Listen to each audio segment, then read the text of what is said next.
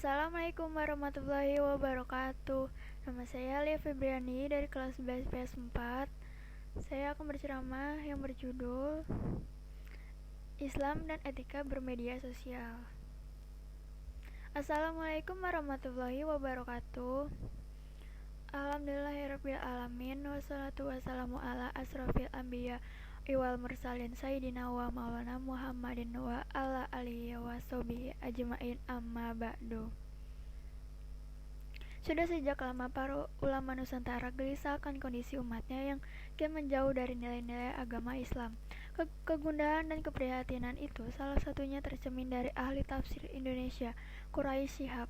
Selain melalui dakwah bilisan atau ceramah, perasaan tersebut juga dituangkan dalam bentuk tulisan. Quraisy Shihab meluncurkan sebuah buku yang berjudul Hilang dari Kita Akhlak. Dalam pengantarnya, ulama sepuh Nusantara itu menyampaikan bahwa latar belakang penulisan bukunya bermula ketika heboh kasus yang secara bercanda diplesetkan dengan istilah "Papa minta saham". Kasus itu sesungguhnya hanya satu dari sekian banyaknya problematika akhlak di Indonesia. Lebih lanjut, Quraisy Shihab menegaskan bahwa moral yang diajarkan dan dipraktikkan oleh leluhur bangsa, demikian juga yang diajarkan oleh agama, tidak lagi terlihat dalam kehidupan keseharian kita. Ia telah hilang. Lanjutnya, padahal ia adalah milik bangsa Indonesia yang paling berharga sekaligus sangat dihargai orang lain. Kritik yang dialamatkan pada seluruh bangsa Indonesia itu kini benar-benar terasa menusuk dan seharusnya menjadikan penyadaran bahwa etika, akhlak, dan sejenisnya telah lama kita abaikan. Ruang-ruang private, bahkan publik sekalipun sungguh sudah dipenuhi oleh hasrat buas, ujaran kebencian, mengumbar aurat, dan mematikan karakter orang lain. Minus etika, itulah kata yang tepat untuk mengungkapkan realitas kekinian kita. Semakin membuat jantung seakan mau copot manakala mengamati perkembangan paling mutakhir. Betapa media sosial yang seharusnya dijadikan wahana untuk mempererat tali silaturahmi, berbagi pengalaman dan berita yang mencerahkan serta menyejukkan, justru digunakan secara barbar, menyebarkan berita bohong untuk melancarkan serangan pada pihak lain. Fitnah yang dalam agama jelas dilarang keras, di era keterbukaan informasi ini justru semakin marak dan medsos lagi-lagi dijadikan sebagai media untuk menyebarkannya. Tidak hanya fitnah, medsos juga dijadikan ajang gibah, namimah atau adu domba, dan sejenisnya.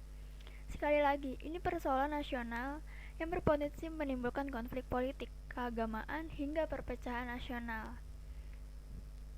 Tentu sebagai umat mayoritas, atas persoalan yang melilit bangsa dan negara ini, Islam dan kaum muslim adalah yang paling bertanggung jawab untuk terlibat aktif menemukan solusi hingga tuntas.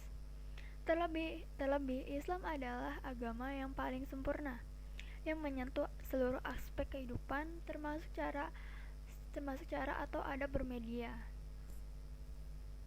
Etika bermedia perspektif Islam.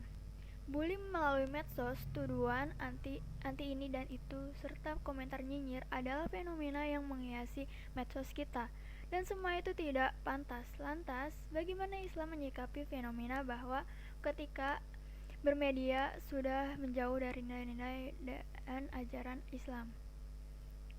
Dalam kondisi seperti ini, dibutuhkan panduan secara tegas dan kehalangan agamawan bertolak, dan dalam bingkai itulah Muhammadiyah menginisiasi fikih informasi, suatu hasil dari proses istimbat menggunakan sumber hukum Islam untuk menyikapi dan merumuskan bagaimana penggunaan teknologi dan informasi secara santun dan beradab. Nantinya, fikih informasi yang diinisiasi Muhammadiyah itu akan diluncurkan dalam bentuk buku. Secara tegas, sesungguhnya ajaran Islam terkait etika bermedia sudah ada. Setidaknya terdapat beberapa etika yang dimaksud. Pertama, tabayun atau cek dan recheck. Benar bahwa Islam tidak alergi terhadap perkembangan teknologi. Dalam Quran Surah Al-Hujurat ayat 6 disebutkan panduan bagaimana etika, serta tata cara menyikapi sebuah berita yang kita terima. Quraisyah menerangkan bahwa ada dua hal yang patut dijadikan perhatian terkait ayat tersebut. Yang pertama, pembawa berita, dan yang kedua, isi berita. Bahwa pembawa berita yang perlu ditabayun dalam pemberitaannya adalah orang fasik, yaitu orang yang aktivitasnya diwarnai oleh pelanggaran agama. Sedangkan menyangkut isi berita, penyelidikan kebenaran sebuah berita menjadi perhatian khusus dalam ayat tersebut. Penyeleksi informasi dan budaya literasi adalah komponen yang tidak bisa diabaikan. Jadi, tradisi mudah mengeser berita tanpa melakukan penyelidikan kevalitan secara mendalam tidaklah dibenarkan dalam Islam. Islam juga mengajarkan membuat opini yang jujur didasarkan atas bukti dan fakta, lalu diungkapkan dengan tulus, atau dalam bahasa Al-Quran, seperti pohon yang baik, akarnya teguh dan cabangnya menjulang ke langit. Pohon itu menjulang ke langit, pohon itu memberikan buahnya setiap musim dengan seizin Tuhannya. Quran Surah Ibrahim ayat 24-25. Kedua, haram menebar fitnah, kebencian, dan lainnya. Majelis Ulama Indonesia atau MUI sebagai lembaga keagamaan tentu tidak bisa berpangku tangan melihat laku masyarakat dalam menggunakan medsos sebagai mana diungkapkan di atas. Bertolak dari fenomena penyalahgunaan medsos itulah MUI merasa tergugah sehingga mengeluarkan fatwa, yakni Fatwa MUI nomor 24 tahun 2017 mengenai hukum dan pedoman bermuamalah melalui media sosial. Dalam fatwa itu ada 5 poin larangan menggunakan medsos. Yang pertama, melakukan gibah, fitnah, namimah atau adu domba dan menyebarkan permusuhan. Yang kedua, melakukan bullying, ujaran kebencian dan permusuhan berdasarkan suku, ras atau antara golongan. 3. Menyebarkan hoaks serta informasi bohong meskipun dengan tujuan baik, seperti info tentang kematian orang yang masih hidup. 4. Menyebarkan materi pornografi, kemaksiatan dan segala yang terlarang secara syar'i. 6. Menyebarkan konten yang benar tetapi tidak sesuai dengan tempat atau tempatnya atau waktunya. 3. Menjamin dan mengatur kebiasaan ekspresi Samadia dalam bukunya Hukum dan Etika Media Massa, Panduan Pers, Penyiaran dan Media Siber mengemukakan bahwa Indonesia telah menikmati reformasi serta demokratisasi pers dan penyiaran sejak 1998. Secara yuridis, dalam kurun waktu 1998 sampai 2008 saja, Indonesia telah memiliki 5 undang-undang organik yang berkaitan langsung dengan masalah kebebasan berbicara, kemerdekaan menyatakan pendapat, kemerdekaan pers dan penyiaran serta kebebasan berkomunikasi melalui media dalam jaringan atau online. Bahkan perusahaan pers atau media online tidak perlu mengantongi izin. Silakan beritakan hal apapun dan tentang siapapun. Singkat kata, tren penggunaan media sosial adalah wujud dari kebebasan berekspresi pasca reformasi. Tidak hanya negara yang menjamin kebebasan berekspresi, Islam pun demikian.